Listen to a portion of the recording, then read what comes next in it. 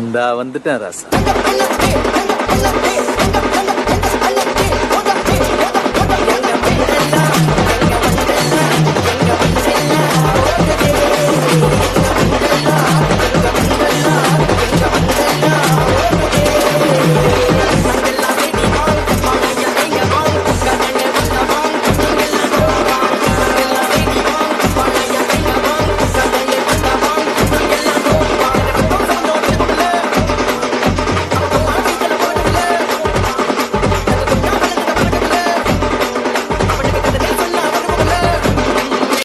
Hello மக்களே, welcome back to my channel. நான் உங்கள் குமரன். இது உங்களோட பக்ஸ்பரி தாவங்கள்.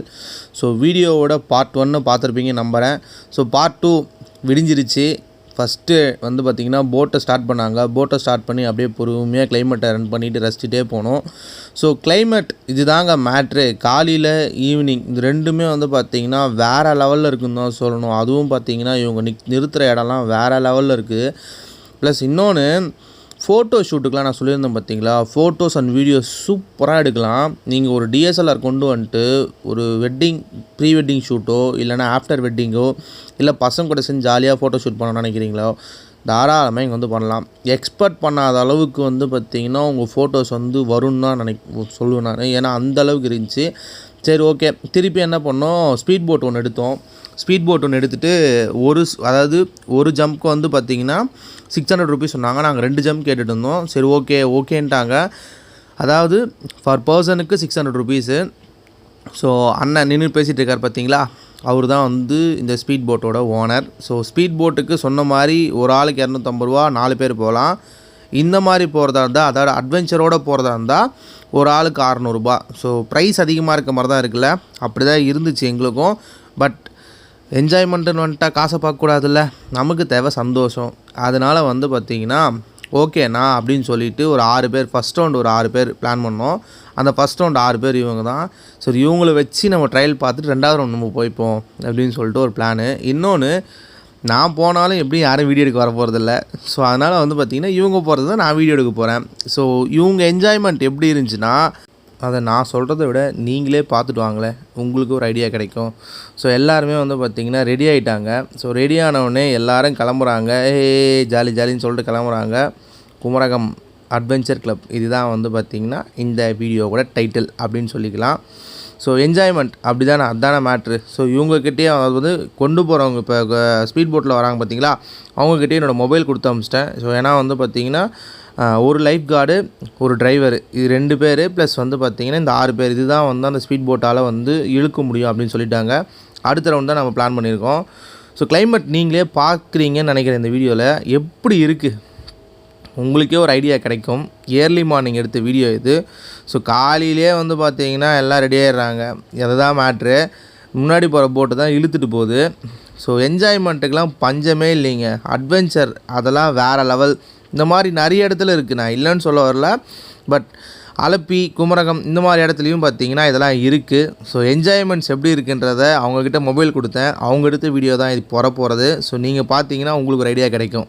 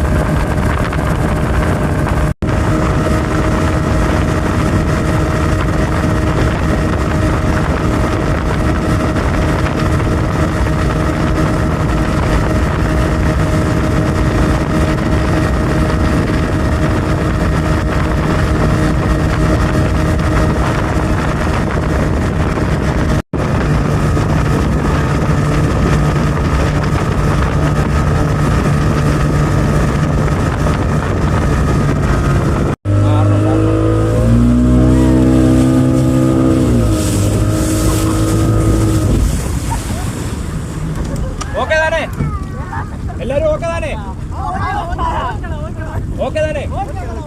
Okay okay okay. உங்களுக்கு ஓகே தானே?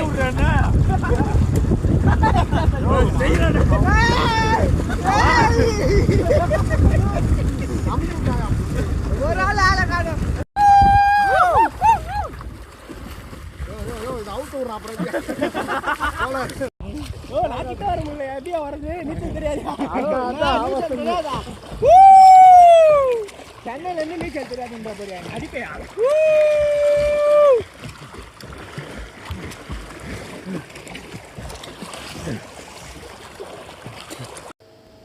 செம்ம ஜாலியாக என்ஜாய் பண்ணாங்கள்ல. இந்த மாதிரி தான் செகண்ட் ரவுண்ட் நாங்களும் என்ஜாய் பண்ணோம். ஸோ இவங்க தான் வந்து பார்த்திங்கன்னா எங்களுக்கு ட்ரையல். ஸோ வேறு லெவல் ஃபன்னுங்க. அதெல்லாம் வந்து பார்த்திங்கன்னா அப்படியே ஜாலியாக வந்து போகும்போது அதெல்லாம் வேறு லெவலில் இருக்குது. இதை முடிச்சுட்டு ஜாலியாக ஒரு டான்ஸை ஒன்று போட்டோம். அந்த டான்ஸ் வீடியோ வருது. குத்தாட்டத்தெல்லாம் முடிச்சுட்டு கேரளாவில் போய் முதல்ல லாட்ரி வாங்கணும்டா, லாட்ரி வாங்கி ஜெயிக்கிறோம் அப்படின்னு முடிவு பண்ணி லாட்ரி வாங்க போனோம். ஒரு லாட்ரி டிக்கெட் வந்து 40 ரூபா. கேரளாவுக்கு வந்து லாட்ரி வாங்காமல் போனால் எப்படி? ஸோ அதையும் வாங்கினோம், அதுலேயும் தோற்றுப்பட்டோம். அதில் வந்து பார்த்திங்கன்னா கவர்மெண்ட்டே ஆஃபீஷியலாக ரன் பண்ணுறாங்க, அதுக்கு வெப்சைட்லாம் இருக்குது. ட்ரை பண்ணி பார்த்தோம், தோற்றுப்பட்டோம். சரி ப்ரோ பசிக்குது ப்ரோ, ஒரு நல்ல ஹோட்டலாக நிறுத்துங்கன்னு சொல்லி கேப் டிரைவர்கிட்ட சொன்னோம். குமரகம்லேருந்து அலப்பி வரும் பொழுது ஒரு நல்ல ஹோட்டலாக நிறுத்தினார் அவர். அதாவது நாங்கள் வந்திருக்க hotel name Apsara. So Apsara hotel எப்படி இருக்குதுன்னு கேட்டிங்கன்னா, வெளியேந்து பார்க்குறதுக்கு நல்லா தான் இருக்குது, உள்ளே ஃபுட்டு நல்லா இருக்குமா அப்படின்றது தான் கேள்வி. சரி ட்ரை பண்ணுவோம் அப்படின்னு சொல்லிவிட்டு ஓரளவுக்கு நிறைய கார்லாம் நிற்கவே ஓகே நல்லாயிருக்குன்ற ஒரு நம்பிக்கையில் உள்ளே போனோம். உள்ள ஆம்பியன்ஸ் எல்லாமே நல்லா இருந்தது. அதே மாதிரி இவங்க ஏன்னா சினிமாஸ் ரன் பண்ணுறாங்களான்னு தெரில, தேட்டருதுன்னா சுற்றி பார்த்திங்கன்னா இந்த சினிமாஸ் போஸ்டர்ஸ் தான் நிறைய இருந்தது. கடைசியாக ஒரு வழியாக நிம்மதியாக உக்காந்தோம் சாமின்னு சொல்லிட்டு உக்காந்தோம். ப்ரைஸிங் எல்லாமே எப்படி இருக்குதுன்னு கேட்டிங்கன்னா, ஆம்பியன்ஸ் எப்படி நல்லா இருக்கோ அந்த மாதிரி ப்ரைஸிங் நல்லா இல்லை. ப்ரைஸிங் கொஞ்சம் ஓவராக இருக்க மாதிரி இருந்தது. மேபி இருக்கலாம் அப்படின்னு சொல்லலாம். சரி ஓகே, ப்ரைஸிங் வந்து நீங்களே ஸ்டாப் பண்ணி பார்த்துக்கோங்க, உங்களுக்கு ஒரு ஐடியா கிடைக்கும். பட் வந்து ஒரு ஃபெமிலியரான ஃபேமஸ் ஹோட்டல் தான் போல். ஃபுல்லாக க்ரௌடு இருந்தது. சரி ஓகே ட்ரை பண்ணணுன்னு சொல்லிட்டு உள்ளே உக்காந்தோடனே தண்ணி கொடுத்தாங்க. என்னடா தண்ணி மஞ்சள் கலரில் இருக்குது அப்படின்னு கேட்டதுக்கு, குடிச்சு பாருங்கள் ப்ரோ. நாங்கள் குடிச்சு பார்த்தா சீரக தண்ணிங்க, சுடு தண்ணி. அதாவது ஹாட் வாட்டரில் சீரகம் கலந்து இது பண்ணுறாங்க. அது வேறு லெவல். நாங்கள் எக்ஸ்பெக்ட் பண்ணவே இல்லை. எல்லாம் வந்து ஜீரணம் ஆகிறதுக்காகவே வந்து பார்த்திங்கன்னா இதை பண்ண மாதிரி இருந்தது. அப்போ ஃபுட்டு வேறு லெவலில் இருக்கும் அப்படின்னு சொல்லிட்டு நாங்கள் 3 பேர் பிரியாணி சொன்னோம். ஒருத்தர்ப்பா பிரியாணி நல்லா இருக்காது, நான் ஒயிட் ரைஸ் சாப்பிட்றேன்னு சொல்லிட்டாரு. பிரியாணியே பரவாயில்ல அப்படின்ற மாதிரி அடித்து ஒயிட் ரைஸை பார்த்தவொடனே, ஏன்னா இந்த ஊர் அரிசி வந்து பார்த்திங்கன்னா வேறு லெவலில் இருக்கும்.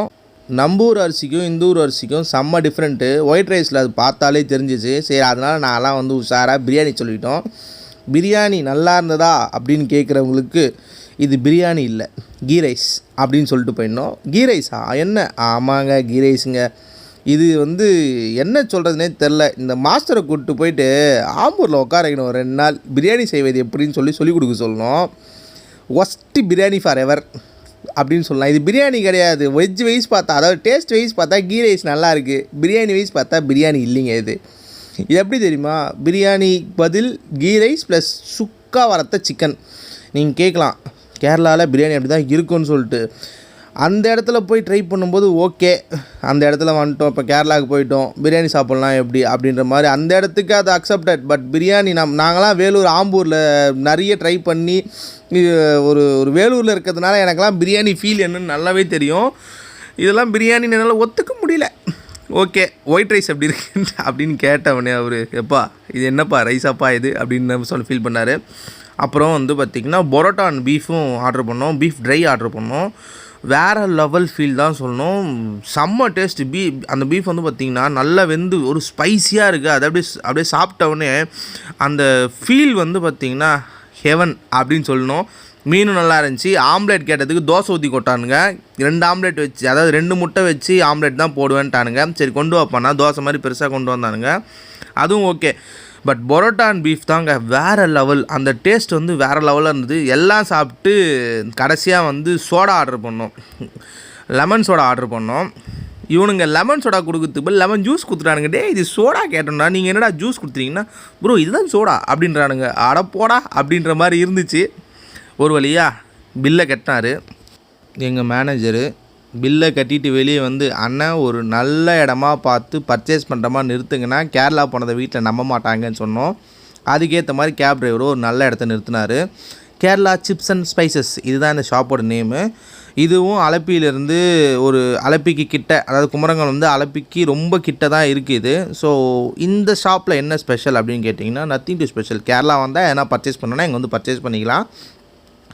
இங்கே வந்து பார்த்திங்கன்னா இந்த பலாப்பழ சிப்ஸ் வந்து வெளியே வச்சுருந்தாங்க. கேரளாவில் பலாப்பழ சிப்ஸும் வந்து பார்த்திங்கன்னா வெல் ஃபேமஸ். ஸோ பலாப்பழ சிப்ஸும் வேணும்னா நீங்கள் வாங்கிக்கலாம்.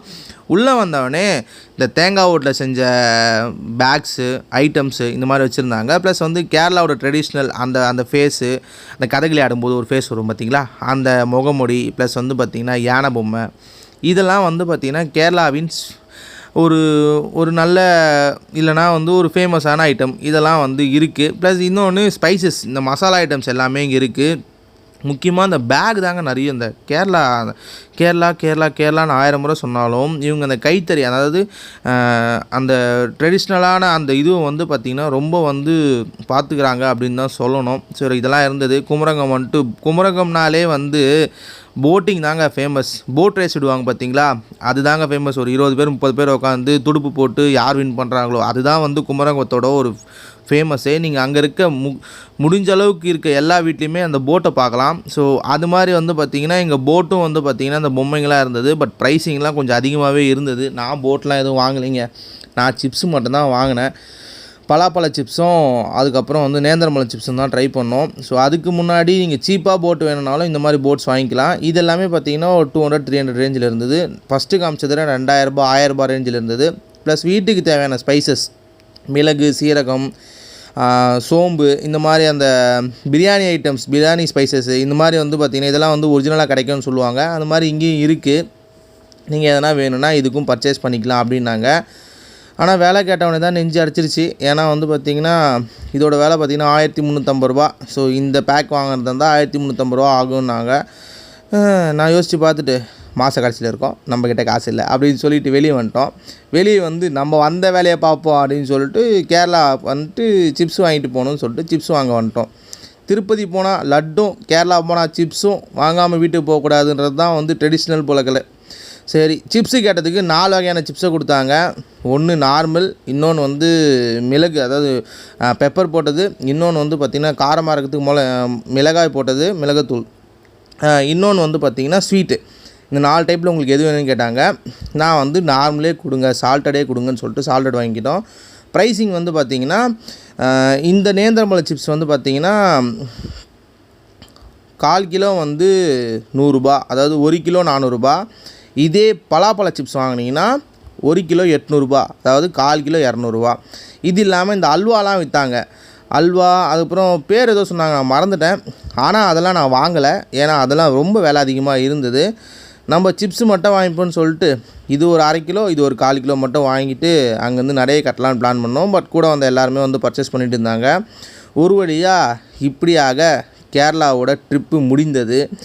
ஸோ இந்த வீடியோ பிடிச்சிருந்தா லைக் பண்ணுங்கள், சப்ஸ்கிரைப் பண்ணுங்கள், ஷேர் பண்ணுங்கள். பக்கத்தில் அந்த பெல் ஐக்கானுக்கு கிளிக் பண்ணிட்டு ஆள் கொடுத்துருங்க. நீங்கள் கேரளா போனீங்கன்னா இந்த மாதிரி சம்பவங்கள் நடந்திருந்தால் கீழே கமெண்ட் பண்ணுங்கள், நானும் தெரிஞ்சுக்கிறேன். தேங்க்யூ. வாழ்க்கை ஒரு மேடுடா, அதுல திரும்பி பார்க்காம ஓடிடா. லைக் பட்டனை போடுடா, உன் கருத்தை கமெண்ட்ல சேருடா. இந்த வீடியோ பிடிச்சிருந்தா மறக்காம சப்ஸ்கிரைப் பண்ணுங்க.